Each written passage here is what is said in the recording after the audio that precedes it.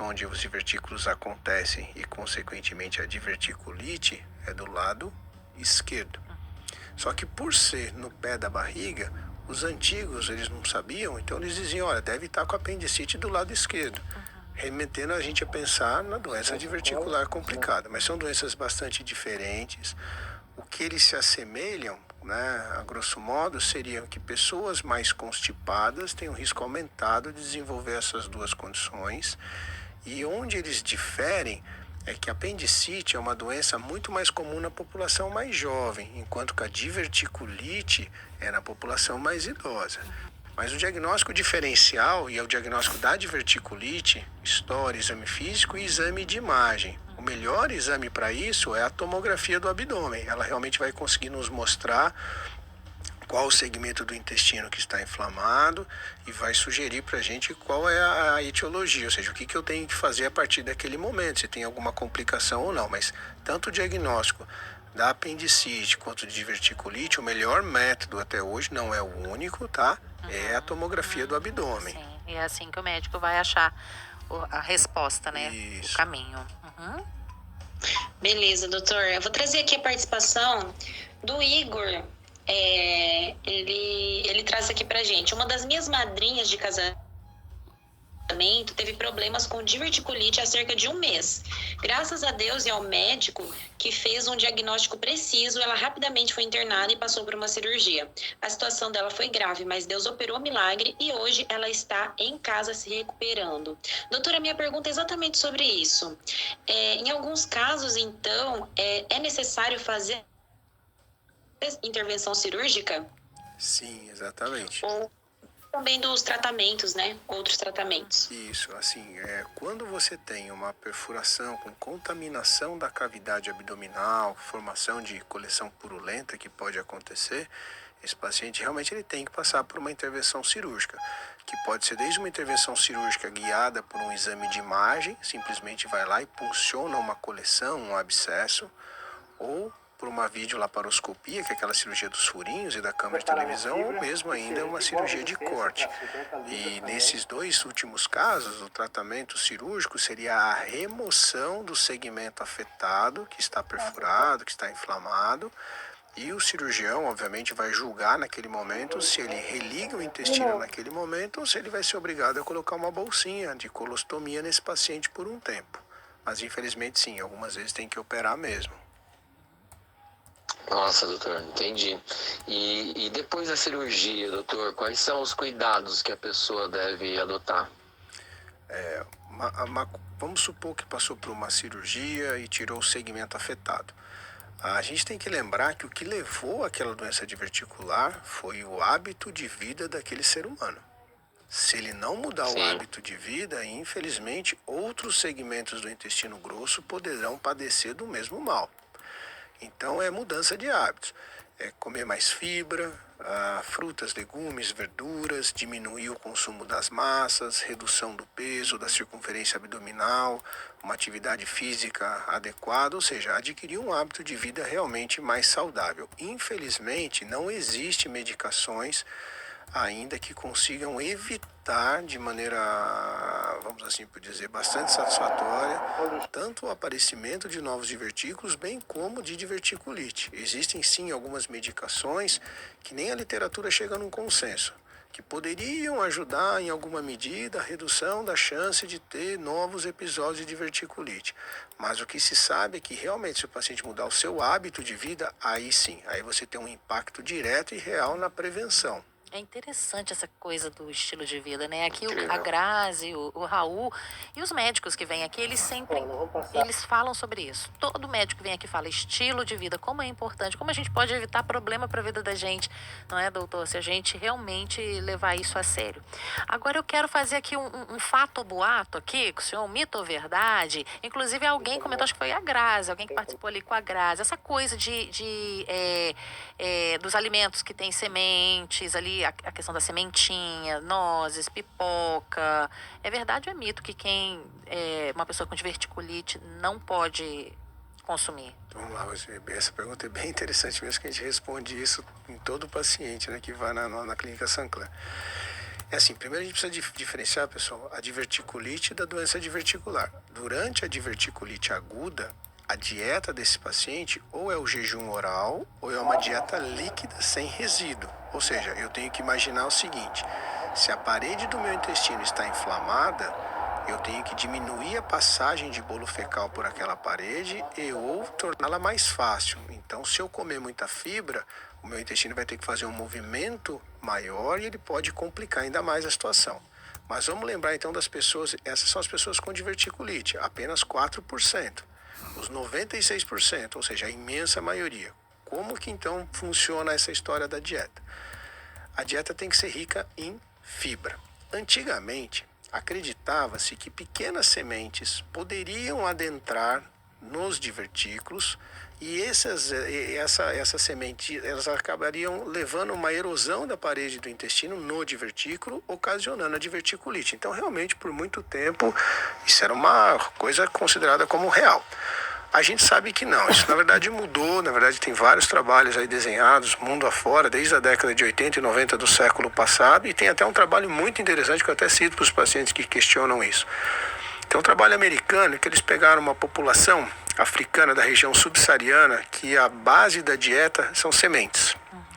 E pegaram essas mesmas pessoas que migravam para os Estados Unidos ou para as Américas e adquiriam o nosso hábito alimentar americanizado. Pouca fibra, muita massa.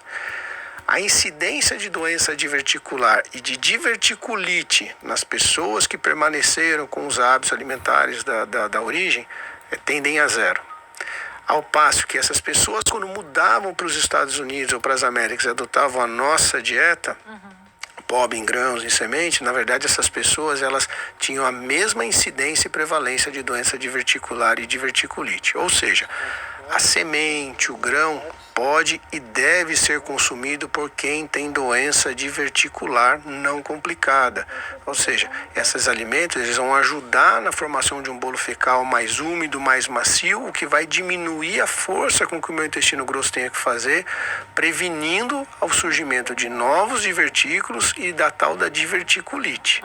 Mas lembrando, da doença diverticular não complicada. Por vezes, a pessoa, por ter diverticulite de repetição, esse intestino pode querer ficar um pouco estreito. Aí é óbvio, se eu como muita fibra, na hora que for passar por essa área de estreitamento, o paciente vai ter mais dor, vai ter mais cólica. Daí a necessidade também de um segmento, de uma orientação especializada. Ok. Entendi, doutor. Tem a participação da Edina aqui, ela fala que o pai dela teve por 3 vezes. Se não fosse atendido urgente, teria morrido, perdeu quase todo o sangue. Doutor, então essa questão do tratamento, tratou, melhorou, existe a possibilidade de retornar, de voltar à doença? Sim, quando você diz assim de voltar à doença, significa de voltar à doença diverticular ou a diverticulite? A diverticulite. Tá, pode voltar sim. Se eu não melhorar o meu hábito intestinal, se eu não comer mais fibra, tomar mais líquido e perder peso, e se eu não tiver o cuidado com o uso dos anti-inflamatórios não esteroides, infelizmente eu tenho um risco aumentado sim de ter novos quadros. Essa, inclusive, é uma das indicações de fazer cirurgia do intestino, mesmo quando estiver fora da inflamação. São pessoas que passam a ter inflamações recorrentes do divertículo. Essa é uma das indicações.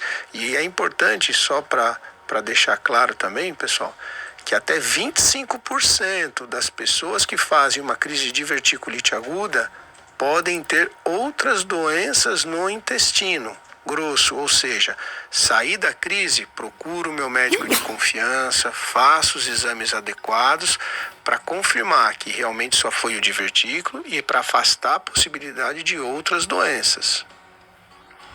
Perfeito, doutor. Minha pergunta é justamente sobre essas outras doenças. Tem uma pergunta da Kátia perguntando se a diverticulite pode virar um câncer. E eu adiciono aqui quais as outras complicações de saúde, né, que a diverticulite pode levar. Pode levar à morte também? Sim, então vamos lá. Uma boa pergunta essa. Isso até tem um trabalho que foi publicado recentemente. Doença diverticular ou diverticulite aumenta o risco de câncer colônico? Não. Mas é previsto, ou é esperado, melhor dizendo, que as pessoas que tenham doença diverticular e diverticulite, elas têm uma incidência aumentada de câncer do intestino grosso. Eu falava, mas como assim? Você acabou de falar que não, agora falou que sim. Sim, o divertículo não vira câncer, mas o hábito de vida de um ser humano, que aumenta o risco da doença diverticular e da diverticulite, ele aumenta o risco do câncer cólon retal. Então é por conta disso, mas a diverticulite em si, a doença diverticular, pode ficar em paz. Ela não vira câncer, mas é o seu hábito. Agora, contra os outros problemas da doença diverticular, você passa a ter mais gases, mais desconforto, mais cólicas, ou seja, você necessita ir mais vezes a pronto-socorros, fazer mais exames de imagem, submeter a radiação desnecessariamente, usar mais medicação. Esses pacientes com doença diverticular, à medida que eles começam a ter crises recorrentes, né, esse intestino ele vai começando a se estreitar, fica como se fosse uma borracha a parede do intestino.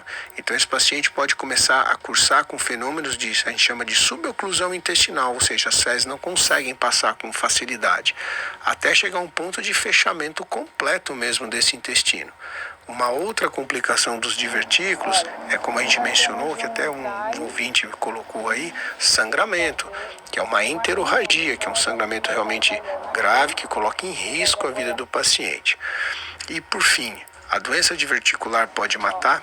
Pode, tanto pelo sangramento, se não for assistido, quanto a própria inflamação, se ela chega a perfurar e as fezes caírem na cavidade do abdômen, que nós chamamos de peritonite fecal, a literatura mostra que a taxa de mortalidade de cada 10 pessoas, 4 a 6 tendem a falecer, especialmente porque eles afetam pessoas mais idosas que já têm outras doenças associadas.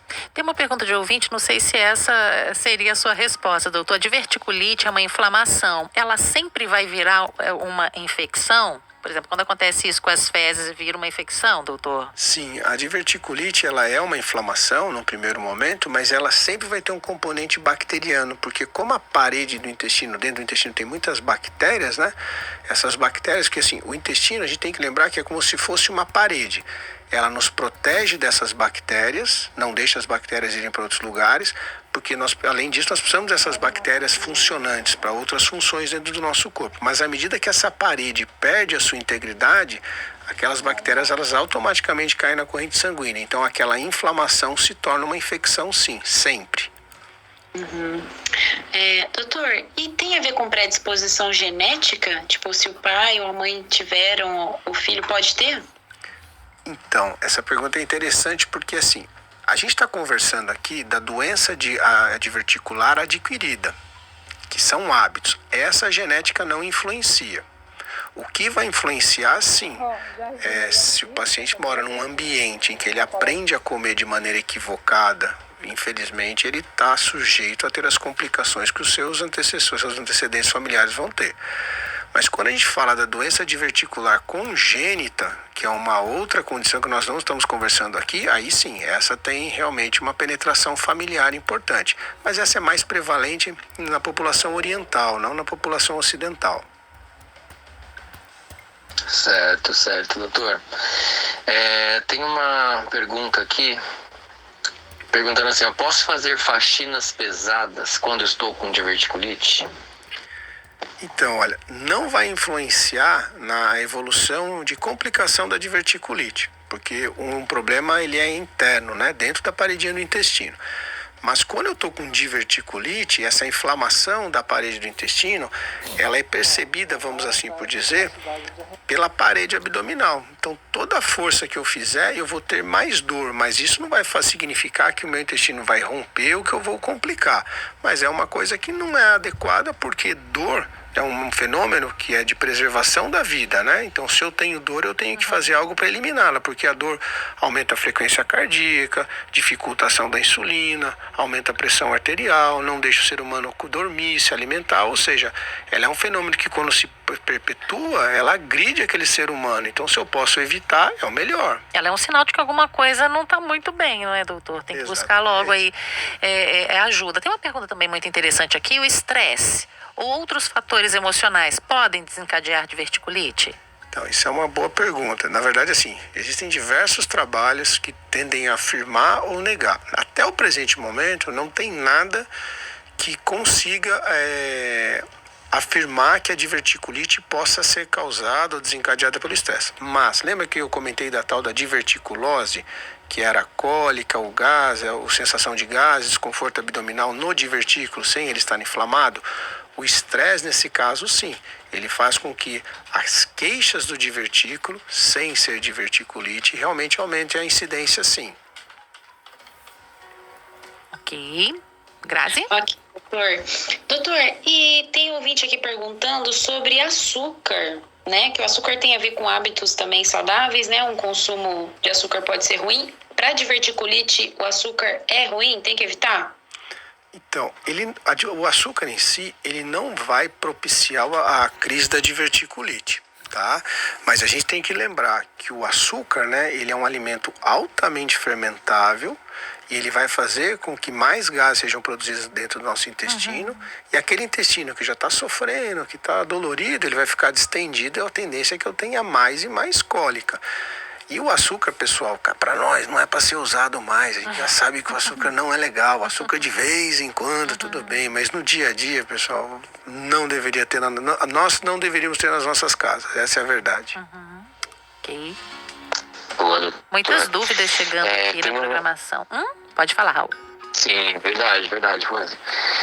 Tem uma pergunta aqui do seguinte, falando assim, como fica a barriga de quem tem diverticulite? Fica diferente, doutor, olhando assim?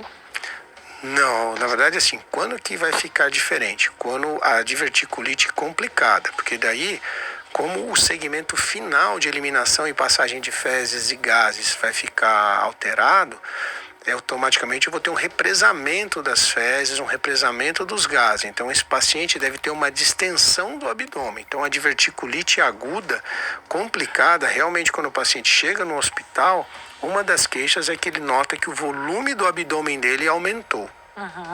A gente teve uma participação agora de alguém que trabalha com faxina, agora alguém que trabalha como pedreiro. O doutor diz assim, quem tem diverticulite e trabalha como pedreiro, vai passar pela operação, ele precisa ficar muito tempo longe do trabalho? Então, olha, se a gente está falando de cirurgia, né, o raciocínio para a diverticulite é o mesmo. O pegar peso, esforço físico não vai fazer o divertículo romper. Ele só vai fazer a qualidade de vida daquele paciente piorar, porque ele vai ter mais e mais dor. Mas quando eu passo por uma cirurgia, independente dela ser uma cirurgia minimamente invasiva, que é a cirurgia laparoscópica, a cirurgia robótica, ou uma cirurgia convencional, eu tenho que respeitar um repouso. E é um repouso de esforço físico de pelo menos 90 dias. Porque, por mais que seja por vídeo, a gente se vê obrigado a fazer uma incisão um pouco maior para retirar a peça. E nessa incisão, se eu pego o peso maior antes dos 90 dias, eu tenho que desenvolver uma hérnia. Mas assim, o pegar peso não vai interferir em nada com a cicatrização interna da víscera, e sim com a recuperação da parede abdominal. Ok. Bom, chegamos ao final, né, gente, de mais um programa. Vamos fazer só um resumão, porque durante o programa o senhor já comentou com a gente. Hábitos que a gente precisa adotar para a gente evitar diverticulite. Você já falou da alimentação rica em fibra, não é? Sim. Rica em fibra, reduzir o consumo das massas, pães, farinha, farofa, açúcar. Procurar evitar os processados e ultraprocessados, a gente não comentou aqui, mas ele modifica a microbiota, o que aumenta o risco também da diverticulite, tá bom? Procurar ingerir bastante líquido, 3 a 4 litros todo dia. Água, né, doutor? Não é refrigerante. Procurar ter uma atividade física regular aeróbica. Procurar reduzir a circunferência abdominal e o peso, porque a obesidade é um outro fator de risco. E, consequentemente, eu vou ter um hábito intestinal melhor. Luiz, eu já faço tudo isso, meu hábito intestinal ainda continua ruim. Eu tenho que me tratar, porque eu também preciso consertar isso para diminuir o risco da formação dos divertículos. Ok, doutor, mais uma vez, muito bom. A gente aprendeu um monte aqui.